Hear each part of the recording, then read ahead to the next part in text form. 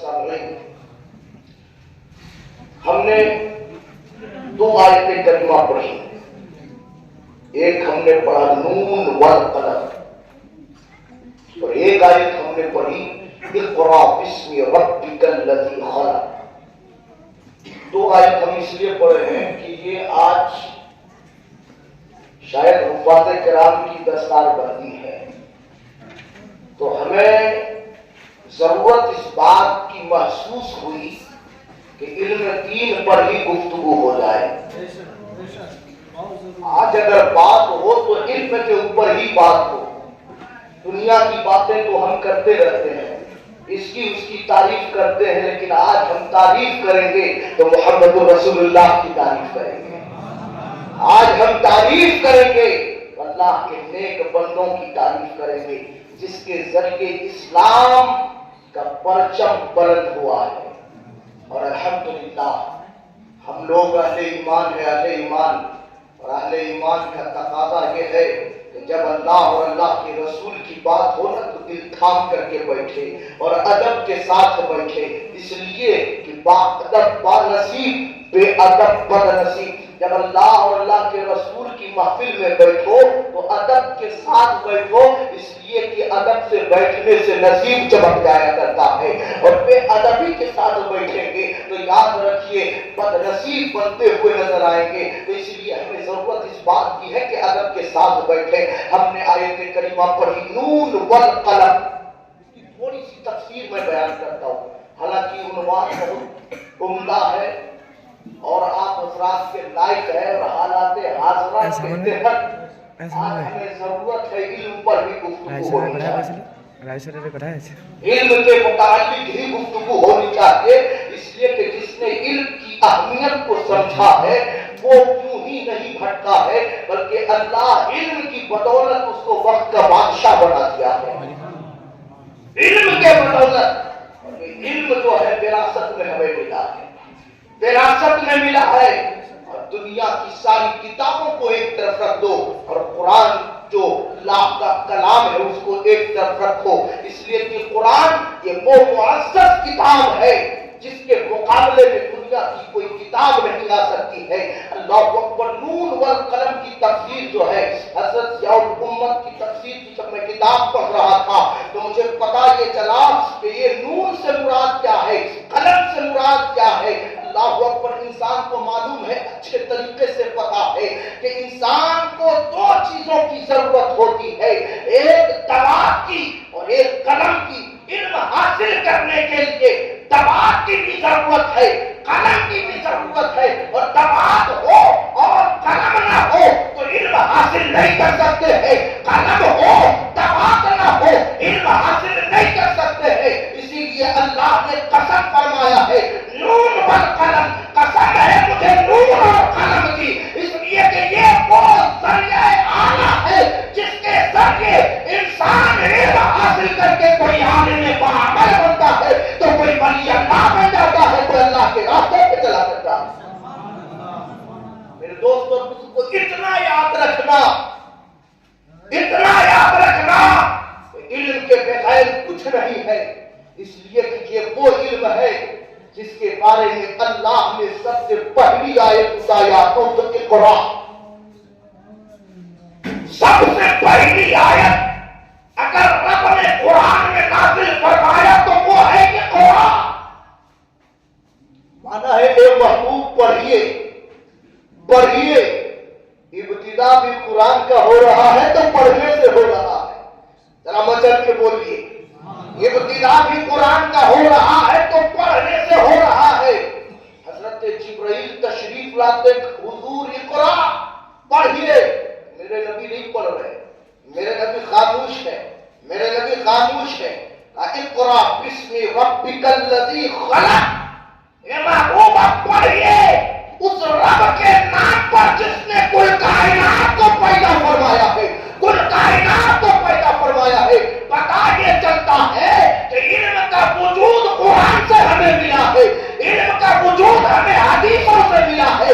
اور میرے نبی نے اگر سب سے پہلے کسی چیز کا پیغام دیا ہے تو وہ پڑھنے کا پیغام دیا ہے. اور ہم تو اہل ایمان हैं, हम तो नबी के चाहने वाले हैं, हम तो नबी पर मर मिटने वाले हैं, और आज हम अपने आप को अहले ईमान कहते हैं। लेकिन कभी सोचा है कि हमारे अहले ईमान का फायदा क्या हो रहा है? हम ही जाहिल नजर आ रहे हैं, हम ही दूसरे का बोझ उठाते हुए नजर आ रहे हैं, हम दूसरों के सर पे सर झुकाते हुए नजर आ रहे हैं। कभी आपने सोचा है? नहीं। उसकी वजह यह है कि हमने कुरान हल्के में ले लिया है, उसकी वजह यह है कि हमने नबी के फरमान को हल्के में ले लिया है। अगर बंदा अपने नबी को मानता, दिलो जान से तस्लीम करता, आज जो है अहले ईमान दर दर का ठोकर न खाता, दूसरे के दरवाजे पे भीख न मांगता। अल्लाह ने जब इल्म दिया था तो इस इल्म के जरिए हजरत सुलेमान को बादशाह बना दिया है। आप सोचो तो सही मेरे दोस्तों और बुजुर्गों, कभी आपने सोचा है अल्लाह अकबर इल्म की जो है किस तरीके से कशिश होती है, इल्म हासिल करने से बंदा कहां से कहां पहुंच जाता है? कभी आपने सोचा है? आज देखो तो सही, अपने माथे के निगाहों से देखो, हम जैसे गुनाहगार हैं, हम जैसे पथकार बैठे हुए हैं, लेकिन अल्लाह का कलाम सीने में बैठाया है, रसूल की हदीस को सीने में बिठाया है। तो अल्लाह ने हमें आप लोगों के सर का ताज बना करके स्टेज दे दिया है। आप सुन रहे हो, हम सुना रहे हैं, इससे बढ़ करके और क्या हो सकती है? जरा अंदाजा तो लगा लो। आज लोग ये कहते हैं कि इल्म में कुछ नहीं लिखा है, आज लोग ये कहते हैं कि इल्म दीन हासिल करने से कोई फायदा नहीं है। अरे याद रखना, ये वो इल्म दीन है जिसको हासिल करने से जो है इंसान बादशाह बन जाया करता है। आप पूछोगे हजरत बताओ तो सही वो कैसे है? अल्लाह अकबर, आपको पता है हम तमाम लोग कौन है? हम तमाम लोग नबी की उम्मत है, नबी के चाहने वाले हैं, नबी के सहाबा को मानने वाले हैं। उन्हीं में से एक सहाबी रसूल है जिनका नाम हजरत अबू हुरैरा है। कह दीजिए बचन के सुभान अल्लाह, इसलिए कि सुभान अल्लाह बोलने से हमारे नेकी में कमी नहीं आएगी, बल्कि अल्लाह की रहमतों का नुज़ूल होगा, बरकतें ही बरकतें होगी। आओ मेरे दोस्तों और बुजुर्गों, इल्म की फजीलत अगर समझना हो, इल्म की मोहब्बत अगर समझना हो, तो हजरत अबू हुरैरा से पूछते हैं कि इल्म किस तरीके से हासिल करते हैं। आज हम ये सोच रहे हैं कि नमाज हम पढ़ ले रहे हैं, ज़कात हम दे रहे हैं, आज हम कर ले रहे हैं। याद रखना, दुनिया के जितने फराइज को अंजाम दे रहे हो, ये सहाबाए किराम की मेहनत का बरकत है कि नमाज भी पढ़ रहे हो तो उनकी मेहनत के सदक़े में पढ़ रहे हो। अगर सहाबा इल्म न हासिल करते तो हम तक इल्म रसूल न पहुंचता।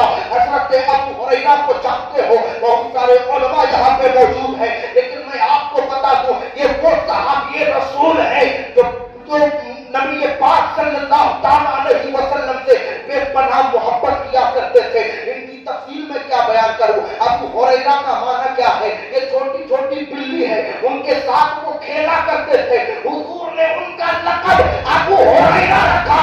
दुनिया वाले आज अबू हुरैरा के नाम से जान रहे हैं। अगर कोई आलिम भी हदीस बयान करता है तो अन अबी हुरैरा का काला काला रसूलुल्लाह कहता है।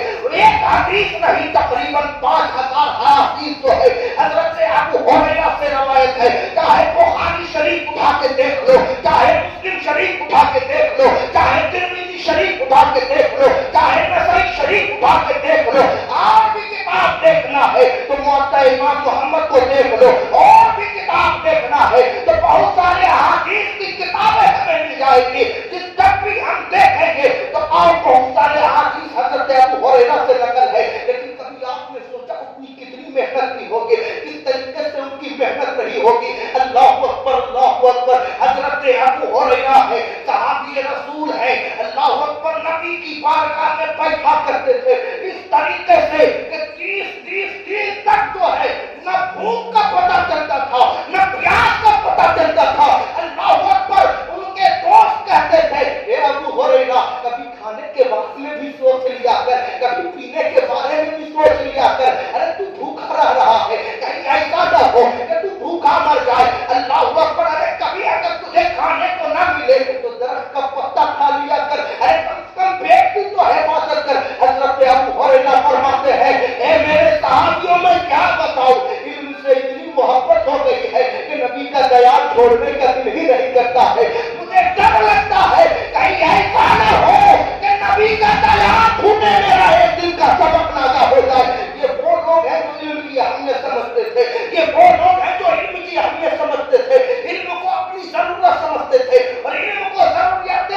के साथ साथ जरूरियात जिंदगी भी समझते थे। आज हम और आप क्या कर रहे हैं मेरे दोस्त, जरा सोच तो सही, अपने गिरिबान में झांको तो सही।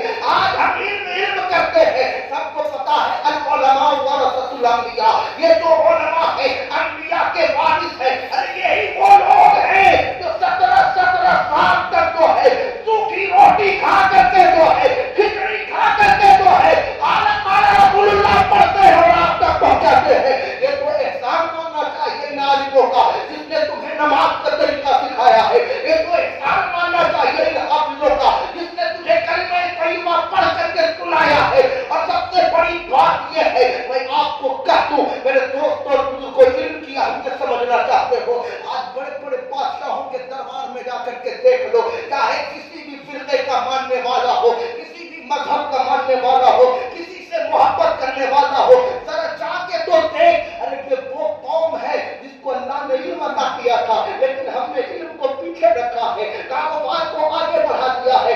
याद रखना, दुनिया में अगर कारोबार में तरक्की चाहते हो तो इल्म हासिल करना होगा। इल्म में इज्जत है, इल्म में ही शोहरत है, इल्म में ही बुलंदी है, इल्म में ही मकान जो है अफजलियत तक मिलता है।